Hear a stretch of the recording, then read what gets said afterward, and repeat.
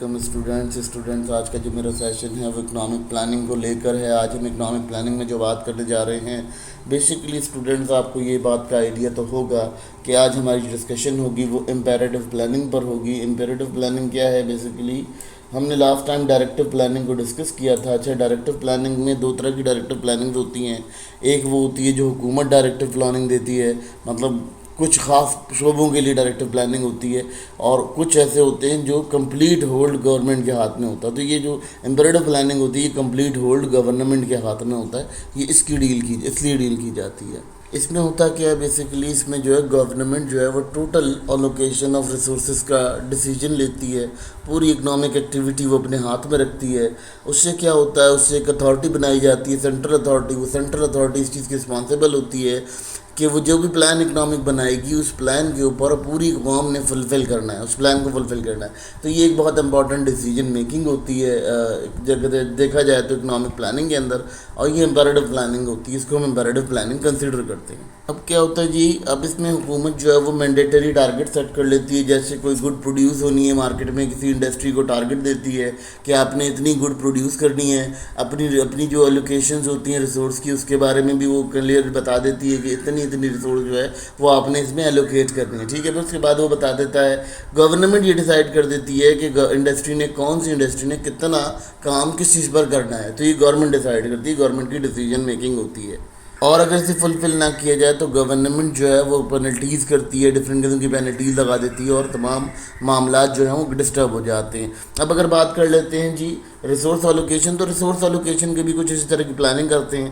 اس planning میں کیا ہوتا ہے کہ آپ کے پاس جو ہے وہ ریسورسز کتنی موجود ہیں، کتنی تعداد میں آپ کے پاس ریسورسز موجود ہیں، اور کس کس سیکٹر میں اسے استعمال کیا جائے گا، یہ تمام چیزیں بھی گورنمنٹ ڈائگنوز کرتی ہے۔ اور یہاں گورنمنٹ ہی ٹوٹل ہولڈ رکھتی ہے ریسورسز کے اوپر بھی، اور جو بھی وہاں پر نیچرلی پروڈیوس ہو رہی ہیں چیزیں ان کے اوپر تمام ہولڈ جو گورنمنٹ کا ہوتا ہے۔ گورنمنٹ ایک اسپیسیفک ٹارگٹ دے دیتی ہے۔ اس پلاننگ میں کیا ہوتا ہے کہ اس میں ہم پرائس اور ویجز کو بھی دیکھتے ہیں کہ گورنمنٹ کنٹرول کرتی ہے، اور گورنمنٹ جو پرائس اور ویجز لگا دیتی ہے وہ فائنل ہو جاتے ہیں۔ اسی کے اکارڈنگ جو ہے وہ تاجروں نے پے کرنا ہوتا ہے، اور اسی کے اکارڈنگ وہ کام کرتے ہیں، ٹھیک ہے۔ تو یہ ایک بڑا امپورٹنٹ سسٹمیٹیکلی یہاں پر ہوتا ہے۔ اور یہ سسٹم کیا ہوتا ہے کہ اس میں آپ کے پاس آزادی ہوتی ہے، آپ کو ایک آزادی مل جاتی ہے کہ آپ کا جو سسٹم ہے وہ کس طرح سے رن کر رہا ہے، ٹھیک ہے۔ تو مطلب جو ویجز بھی ہوتے ہیں وہ بھی یہی ڈیسائیڈ کرتے ہیں کہ کتنے ویجز رکھے جائیں گے۔ اس میں اس کے علاوہ ہائیلی سوشل کہنا چاہیے کہ سوشل اکنامیکل ایشوز ہوتے ہیں، ان کے اوپر بہت زیادہ فوکس کیا جاتا ہے۔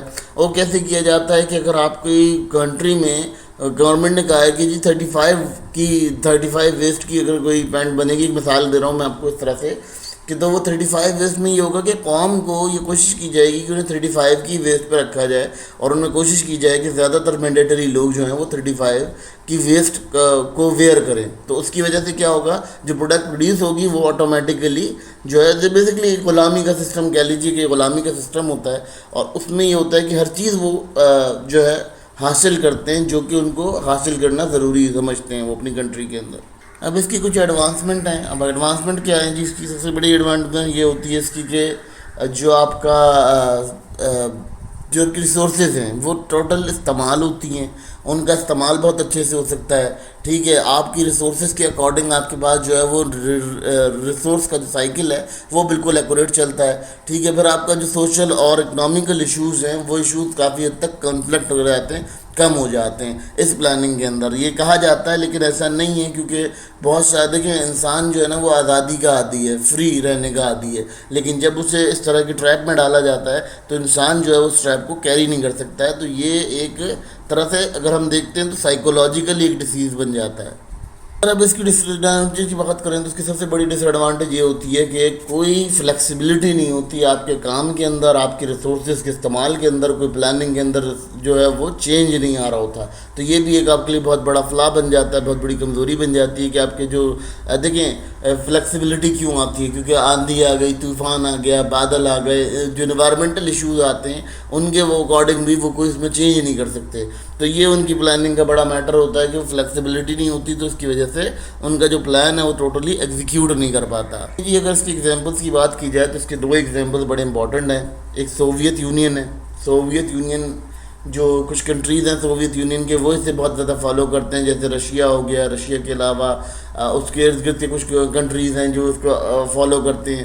چائنا میں یہ بہت بری طرح سے فالو کیا جاتا ہے، اس کو بہت اسٹریٹ فارورڈلی فالو کیا جاتا ہے، اور وہ بالکل ایک بریڈنگ کی طرح سے اپنی قوم کو لے کے چلتے ہیں کہ جیسے انہوں نے بریڈ کیا ہے ویسے ہی وہ اپنی قوم کو۔ جاپان بھی کچھ اس کنڈیشن میں آتا ہے کہ جاپان بھی کچھ نہ کچھ اس کے اوپر امپلیمنٹ کرتا ہے اس پالیسیز کے اوپر۔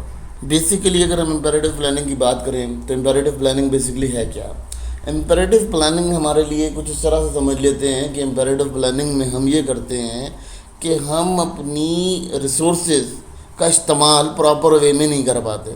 اس کی وجہ کیا ہوتی ہے کہ ہمارا دیکھیں بیسیکلی کیا ہے، انسان آزادی کا عادی ہے، اور جب اس کو آزادی نہیں ملتی ہے تو کیا ہوتا ہے کہ وہ ایک جنگل میں چلا جاتا ہے، اس کی ایک سختی آ جاتی ہے اس کے اوپر۔ تو جب ہیومن بینگ بھی بات کی جائے تو یہ جو امپیریٹو پلاننگ ہوتی ہے یہ بالکل ایسے ہی ہوتی ہے کہ آپ کو جو ہے وہ ہر چیز کی ڈائریکشن ملی ہوئی ہوتی ہے۔ اگر آپ نے بچے پیدا کرنے ہیں تو وہ کتنے کرنے ہیں، وہ آپ نے جو بھی اس کے معاملات ہیں، وہ معاملات جو سوشل ایشوز ہیں آپ کے، وہ بھی گورنمنٹ ڈائیگنوز کرتی ہے، ٹھیک ہے۔ تو یہاں پر یہ پرابلم آ جاتا ہے کہ ہیومن آزادی کی عادت ہوتی ہے تو ہیومن جو ہے وہ سائیکولوجیکلی ڈیجنریٹ ہو جاتے ہیں اس طرح کی کنڈیشن کے اندر، اور بہت زیادہ ان کے لیے پرابلمس کریٹ ہوتے ہیں اس میں نا۔ تو امپیریٹو پلاننگ جو ہے وہ بیسیکلی کیا ہوتا ہے کہ بالکل آپ کو ایک طرح سے غلام والی زندگی کے اوپر لے جانے والا سسٹم ہوتا ہے، یہ امپیریٹو پلاننگ کہلاتا ہے۔